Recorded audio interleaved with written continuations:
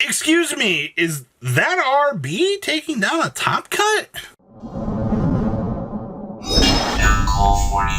Now make sure you guys smash the ever-living crap out of that subscribe button so you guys don't miss out on more awesome content. So Refined just had their welcome back. They went through all of their renovations. So Refined Games up in Ohio, in Toledo, really pulled out the stops. They had a double case tournament for players, and this is the results for the second case tournament, which honestly, there was a good amount of meta present here, which I'm kind of impressed with that, honestly.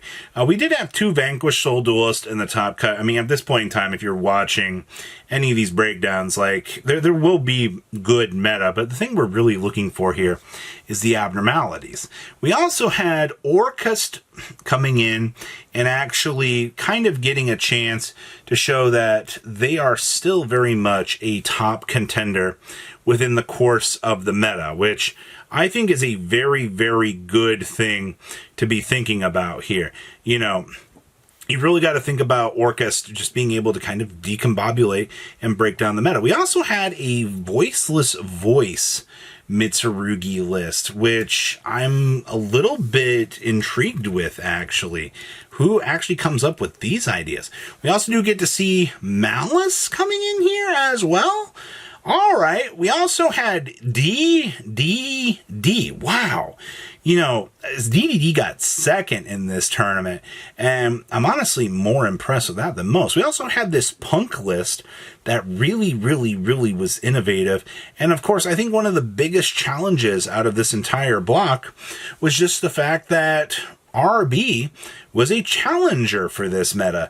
You know, I don't think most people really think about RB as a real deck, but Monolac has done a fantastic job with showing the community in the world that this is a deck that you need to be fully aware of, and that's kind of a crazy thing. Let's pass on over to those deck lists. Leading the charge here is going to be our Orcust Mitsurugi list. Now, at this point in time, we've been seeing more and more people combining these two together because they're just a massively good package of things that work out, especially Mitsurugi being able to bridge into the zombie vampire for you to mill some of those potential Orcust pieces. Yeah. That's why you see this package doing good, because lists are looking at this and they're going, ooh, you know, we can actually get these bits and, yeah, components work together. Also, we do get access to the Dominus Impulse, which kind of at this point in time, impulsing and tearing apart fields just feels kind of broken. And also, you do get to see that this list is playing Futsu. Futsu being able to kind of get this revive train going for you usually ends up being pretty strong. Also side decking the Great Purification. I feel like at this point in time, this has just become a norm for this deck. So very strong. Ooh, we also have DDD. I've been wanting to see DDD perform and do very well. I see that we are side decking the Dark Contract down here, which just your opponent cannot target monsters on the field with spell and trap cards, tribute them. Oh yeah, so this is the very fun anti card that says, oh hey, we get to basically lock down our stuff, and there's not a single gosh damn thing you can do about it. That's why when we actually kind of look at DDD, we kind of get horrified when the Dark Contract actually comes up, because this is how they protect their investment. You know, if they're able to actually play through and do their full combo line, they get the Dark Contract with the Eternal Darkness up, and it's kind of game over. It's kind of in the past where, you know, like, you gotta be very careful. Like, if you try to nib them, they can just deploy, you know, some of their unfun cards that they have, and you might be able to not come through it.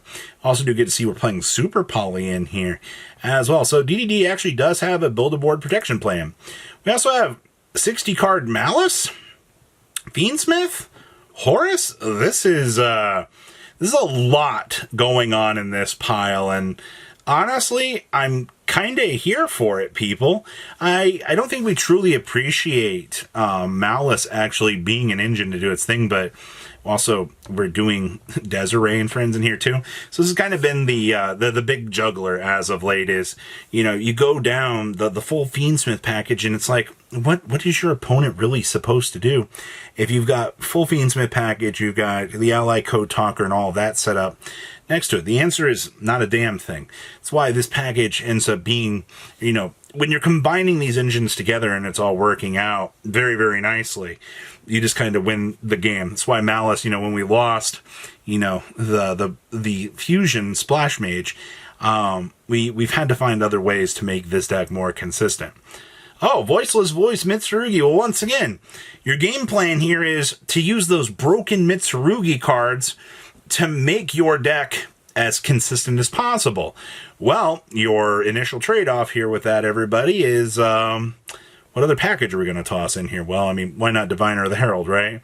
We've seen time and time again where, having a revolving door, a board wipe, and having something else standing next to it. Well, actually, we can go one step further. We can have another thing standing next to it. So what? Your end board usually ends up being, the potential to swing into this. You have this with, low somewhat, possibly up with a barrier, and then a Desiree. Like, holy crap, man. Like, the Fiendsmith package just looks so strong in, recognition of what the rest of this is going. Also, Ashlon U1000 bridges you into whichever package you're going to need because of all the ritual stuff. So, that's crazy.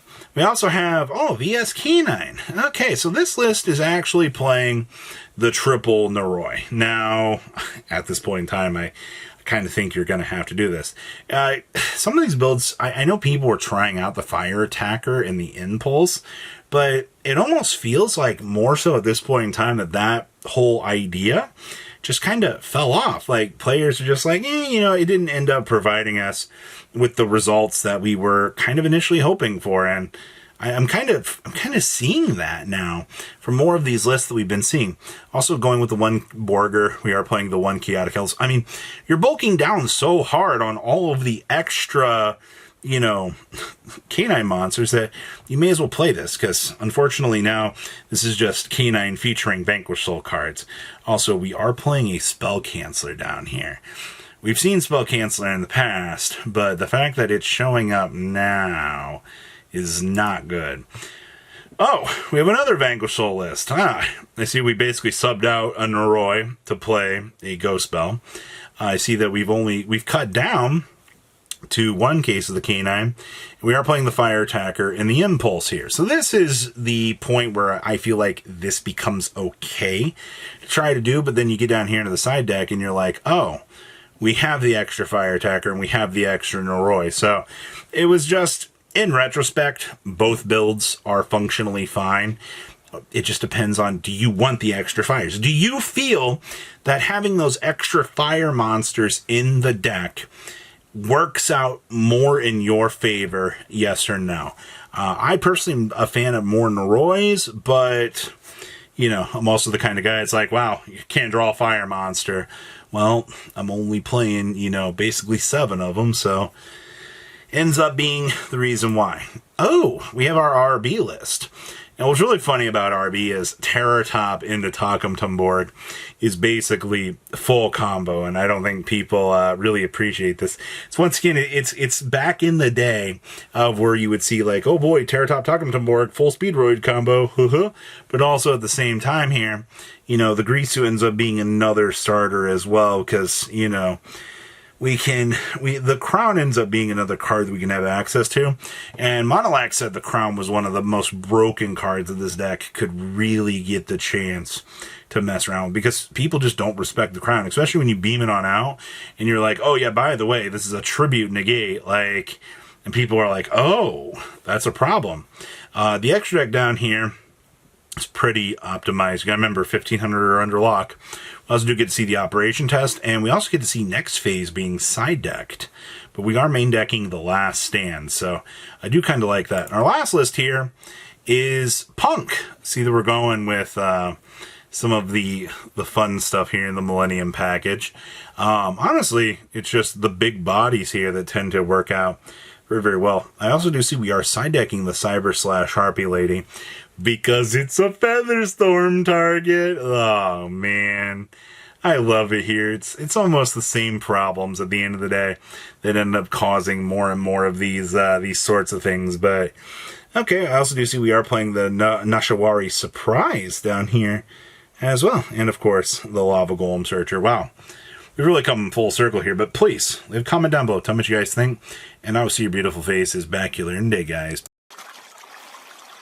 Patrons, thank you.